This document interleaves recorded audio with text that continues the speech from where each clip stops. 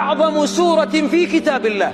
وإذا سئلت ما هو أعظم دعاء على وجه الأرض علمه الله لعباده، لا تقل رب ادخل الجنة، لا، ليس هذا. ربنا آتنا في الدنيا حسنة، لا. أعظم دعاء في الوجود وفي الحياة، ويكفيك لو قرأته في الحياة كله ما طلبت غيره تدخل الجنة، هو سورة الفاتحة. أعظم دعاء، لأن الله هو الذي علم عباده. الحمد لله رب العالمين، قال الله حمدني عبدي. الرحمن الرحيم، مجدني عبدي. مالك يوم الدين، أو أثنى علي عبدي، ثم قال مجدني عبدي، إلى أن قال هذا لعبدي، هذا بيني وبين عبدي ولعبدي ما سأل. إذن وإنه لهدى. الهدى هو القرآن، وأنت تقرأ القرآن كل يوم.